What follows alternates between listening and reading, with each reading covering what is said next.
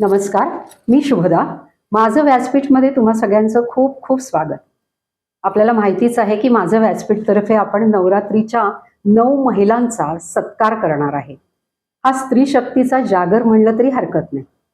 स्त्रीमध्ये खरंच एवढी मोठी ताकद असते की ती काहीही कोणताही व्यवसाय करू शकते. म्हणजे मग ती गलेलठ्ठ पगाराची नोकरी सोडून सुद्धा ती काही व्यवसाय करू शकते. आता ती कशी करते, काय करते आणि कोणता व्यवसाय करते हे सगळं सांगण्यासाठी आज आपल्या नवरात्रीच्या 4थ्या माळेला आलेली आहे आपल्याकडे आपली सखी आणि उद्योजिका रेश्मा मेहुल शहा. चला तर मग आपण रेश्माला भेटूया आणि तिचा हा जो थोडासा जो जीवन प्रवास आहे तो आज आपण जाणून घेणार आहोत. नमस्कार रेश्मा. नमस्कार शिवदाताई. तुझ्याबद्दल आमच्या प्रेक्षकांना थोडंसं सांग. ओके. नमस्कार, मी रेश्मा शहा. मी बेसिकली IT इंडस्ट्रीतली काही वर्ष नोकरी केली, पण डिझाईन, कलर्स, फॅब्रिक्स याच्यामध्ये मला स्वतःला खूप नॅचरली इंटरेस्ट होता. त्या ह्याच्यातूनच मी कॉटन ड्रेस मटेरियल्सचा बिझनेस स्टार्ट केला आणि सध्या माझ्याकडे कॉटनचे मटेरियल्स असतात. त्यामध्ये मेनली मी राजस्थान, गुजरात अशा वेगवेगळ्या स्टेट्समधनं कलेक्शन घेते आणि ते माझ्याकडे तुम्हाला सगळ्यांना बघायला मिळतील. रेश्मा, मला सांग, आता तू सांगितलंस की गुजरातवरनं वगैरे आणतेस. नॅचरली गुजरातचा कपडा हा किंवा कापड टेक्स्चर खूप छान असतं, पण याच्यामध्ये तू कुठल्या प्रकारचे ड्रेसेस किंवा ड्रेस मटेरियल आणतेस? ह्याच्यामध्ये मी तिकडची कला, जसं आपण गुजरातमधलं ब्लॉक प्रिंट आहे, राजस्थानचं ब्लॉक प्रिंट आहे, नंतर कटवर्क आहे जे ॲप्लिक वर्क म्हणून होतं, किंवा कच्छी वर्क आहे, या सगळ्या टाईप्सच्या ह्याच्यात आणते.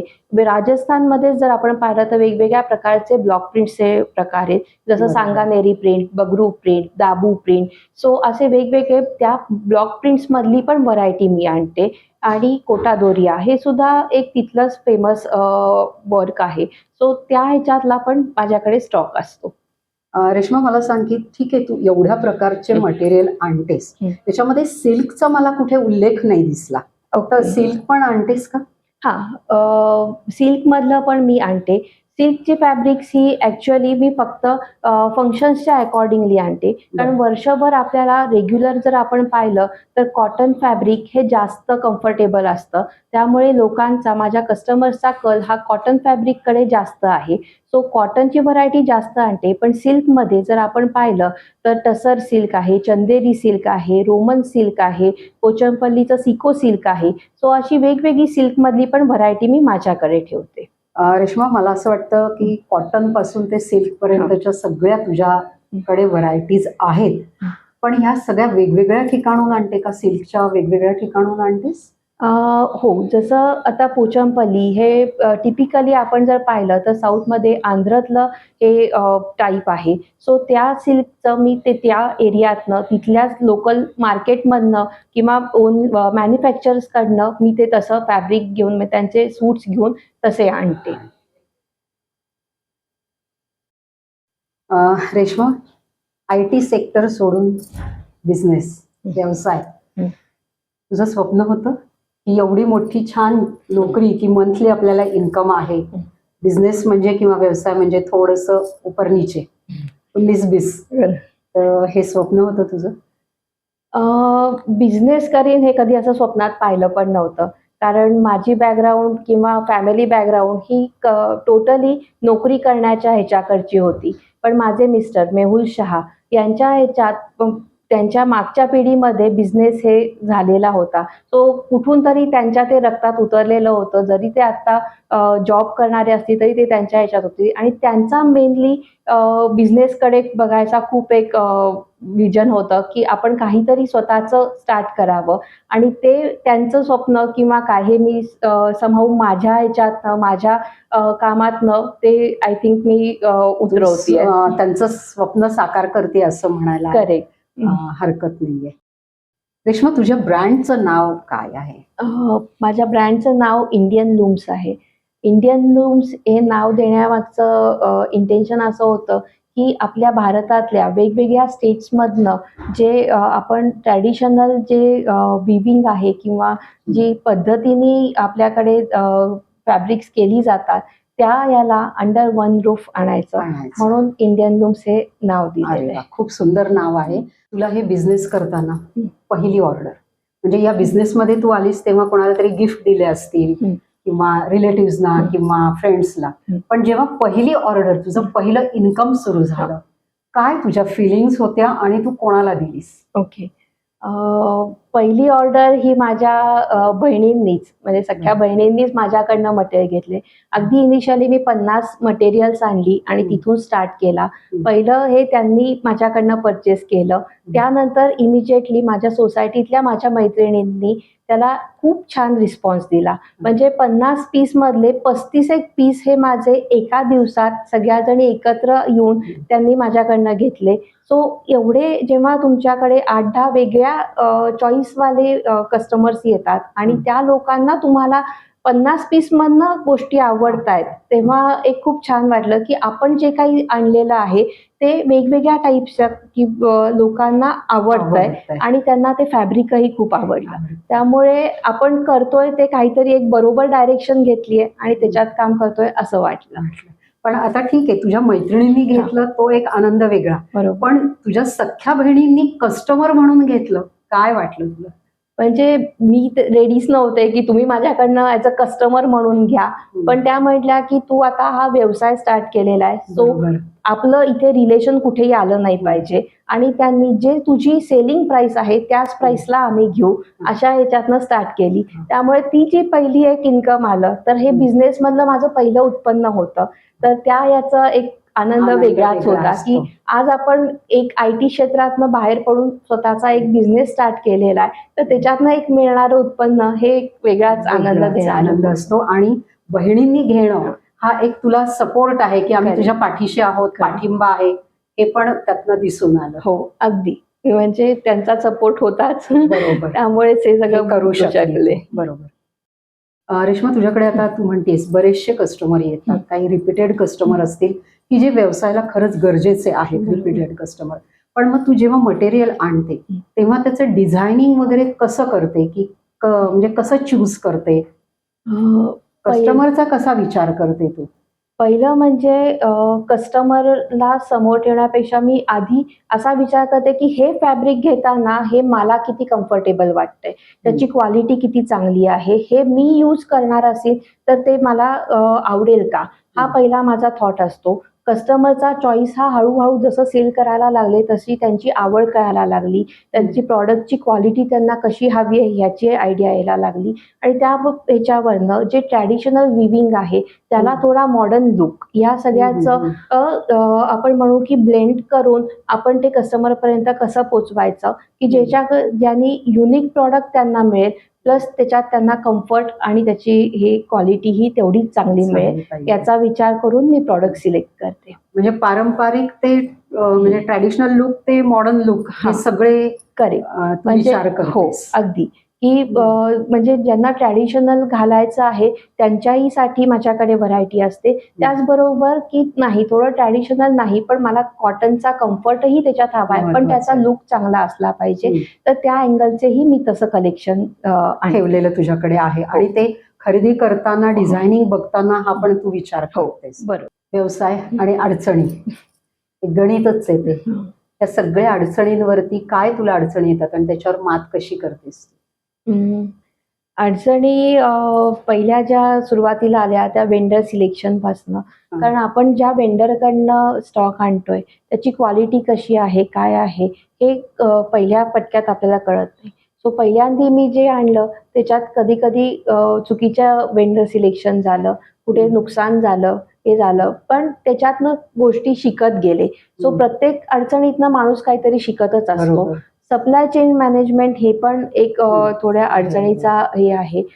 पण आता हळूहळू थोडा जम बसलाय. सो वेंडर सिलेक्शन करताना केल्यावरती सुद्धा मी काही फॅब्रिक्स ही स्वतः शिवून किंवा माझ्या बहिणींना ट्रायलला देऊन त्याच्यातनं आम्ही फॅब्रिक कसं आहे, क्वालिटी कशी आहे हे पहिलं अंडरस्टँड करतो आणि मगच त्या वेंडरला पुढे कंटिन्यू करायचं की नाही हे डिसाईड करतो. सो हळूहळू या ह्याच्यातनं तो इश्यू अडचणींना एक सोल्युशन काढायला लागली आहे. लॉजिस्टिक आणि सप्लाय चेन मॅनेजमेंट ह्याच्यात अजूनही थोडे थोडे इश्यूज येतात, पण ते अपेक्षितच आहे. आहेत, कुठचाही बरोबर. व्यवसाय म्हटला की त्याच्यात काही ना काहीतरी अडचणी येणार, बरोबर. पण या अडचणीतनंच आपण शिकत राहतो आणि त्याच्यावरती सोल्युशन काढायलाही शिकतो. खरंच आहे.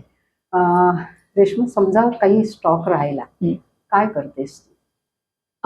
स्टॉक राहिला तर कधी कधी असं होतं की शक्यतो करंट मार्केटमध्ये कसा ट्रेंड आहे त्याप्रमाणे आणायचा स्टॉक विचार करते. पण तरी सुद्धा ट्रेंड्स बदलत राहतात, त्यामुळे एखादी व्हरायटी आणलेली असते पण तिला आता डिमांड नाही हे लक्षात येतं, त्यावेळेला त्याच्यावरती सेल काढते. सो दॅट की त्याच्यामुळे तो जास्त दिवस स्टॉक आपल्याकडे पडून नाही राहायला पाहिजे.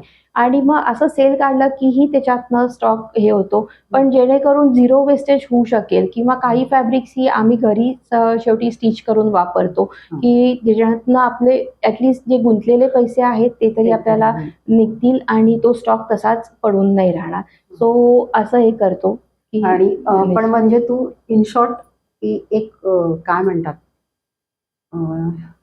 जे ट्रेंड आहे त्या ट्रेंड बरोबर चालण्याचा किंवा तो ट्रेंड आहे ते फॅब्रिक आणायचा प्रयत्न करतेस, म्हणजे मग तो डेड स्टॉक बरोबर की त्या राहणार नाही. आणि हा ट्रेंड हा बरेचदा सोशल मीडियावरनं पण समजून येतो. त्याचबरोबर जे कस्टमर्स येतात तेही त्यांच्याही बोलण्यातनं त्यांच्याशा कॉन्व्हर्सेशन मधनंही कळू शकतं.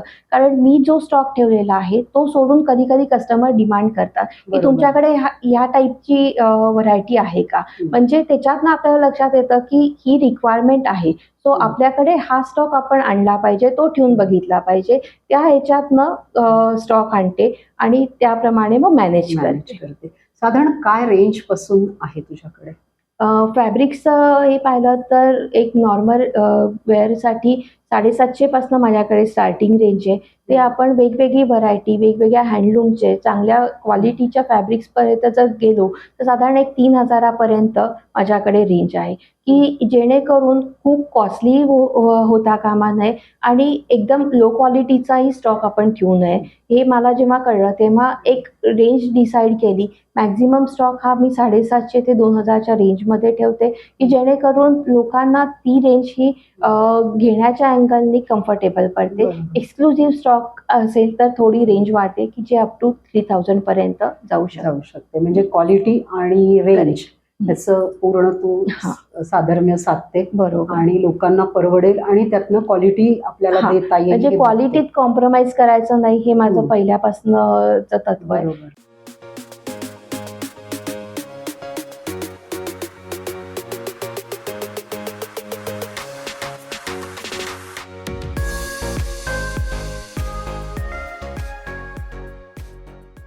रेश्मा, बिझनेस म्हणजे कॉम्पिटिशन आली. तुझ्याही सारखे बरेचसे बिझनेस करणारे याच क्षेत्रातले असतील तर तू तुझ्या स्पर्धकांकडे किंवा कॉम्पिटिटरकडे कशा अँगलने बघतेस? कॉम्पिटिटरकडे मी कधीच ॲज अ शत्रू किंवा या अँगलनी पाहिलं नाही.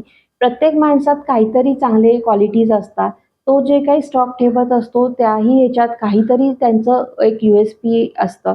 या सगळ्यातनं काय चांगल्या गोष्टी आपल्याला घेता येतील. सो मी त्यांच्याकडे ॲज अ इन्स्पिरेशन म्हणूनच बघते की यांच्याकडे काय चांगल्या क्वालिटीज आहेत, काय चांगली क्वालिटी त्यांच्यात प्लस त्यांच्या स्टॉकमध्ये आहे हे बघते आणि ह्या सगळ्यातनं आपला स्टॉक हा कसा युनिक आणि बेस्ट क्वालिटीचा असू शकेल याकडे मी फोकस करते. सो कधी कॉम्पिटिटरकडे मी तो माझा हे आहे त्याचा बिझनेस माझ्यापेक्षा जास्त होतोय, कमी होतोय अशा अँगलनी कधीच बघत नाही. पण त्यांच्याकडनं जे काय घेईन ते इन्स्पिरेशनच मी नक्की घेते. खूप छान तुझे विचार आहेत. तुझी USP काय आहे?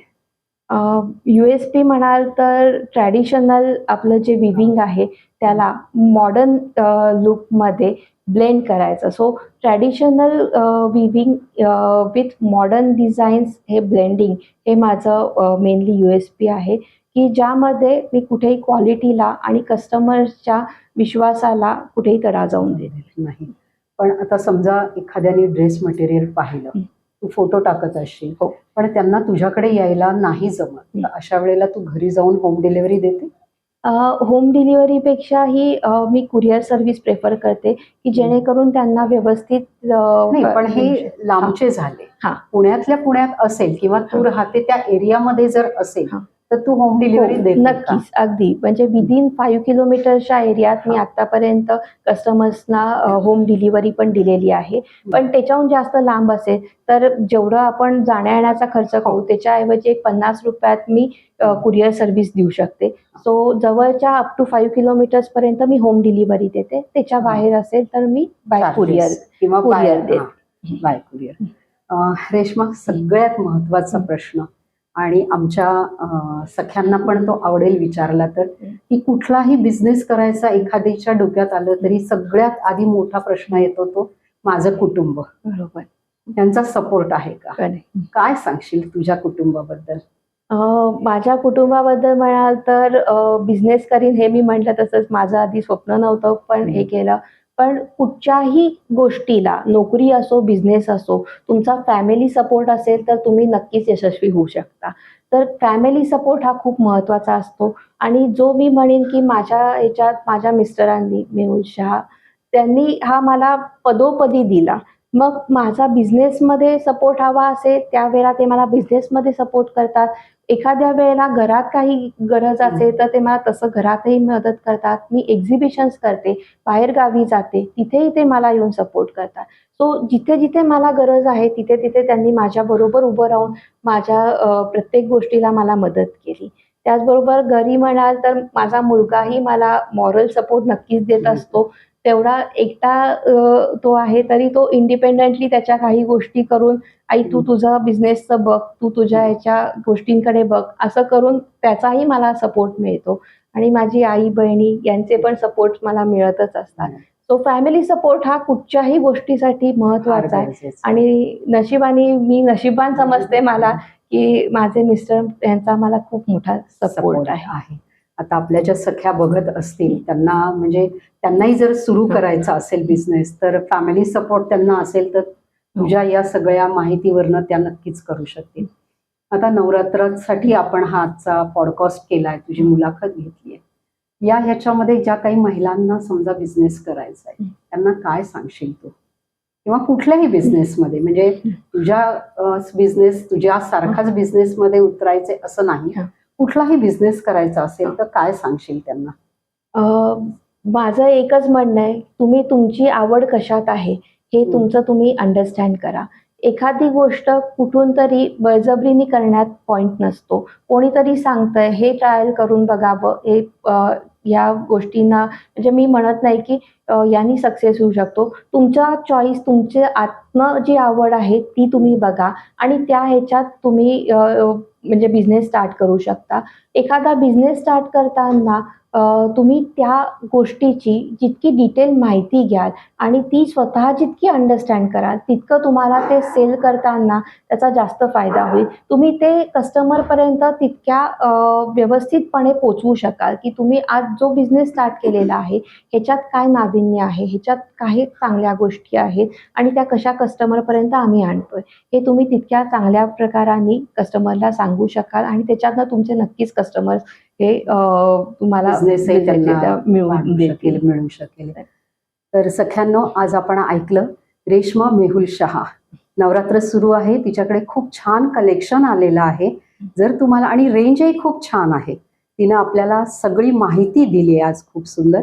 जर तुम्हाला खरेदी करायची असेल तर मी तिचा नंबर देणार आहे, तर तुम्ही तिला नक्की कॉन्टॅक्ट करा, तिच्याकडेचं कलेक्शन बघा आणि नक्की खरेदी करा. जर तुम्हाला व्यवसाय करायचा असेल तर तिच्याकडनं घेऊनही तुम्ही करू शकता, त्याच्यासाठी तिला संपर्क करा. रेश्मा, आज तुझाही सीझन आहे, नवरात्र सुरू आहे, तू तेवढ्यात वेळात वेळ काढून माझं व्यासपीठला मुलाखत दिली त्याबद्दल मयूर कलेक्शन्स हे आमचे स्पॉन्सरर आहेत, त्यांच्यातर्फे तुला ही एक छोटीशी भेट. थँक्यू. शुभदा, ते खूपच छान आहे. कलेक्शनही मला खूप आवडलंय. मी नक्की यांना व्हिजिट करेन. नक्की कर. यांच्याकडे पण ट्रॅडिशनल सगळ्या ज्वेलरीज असतात, नंतर स्टोन मध्ये आहेत, बऱ्याच प्रकारच्या ज्वेलरीज आहेत. तर तू नक्की मयूर कलेक्शनला व्हिजिट कर. थँक्यू. प्रेक्षक हो, कसा वाटला तुम्हाला आजचा हा एपिसोड, आजचा हा पॉडकास्ट? आजचा हा 4थ्या माळेसाठी आम्ही केलेला हा पॉडकास्ट होता. जर तुम्हाला आजचा आमचा व्हिडिओ, इंटरव्ह्यू, पॉडकास्ट जर आवडला असेल तर आमच्या चॅनलला नक्की लाईक करा, शेअर करा, सबस्क्राईब करा. धन्यवाद.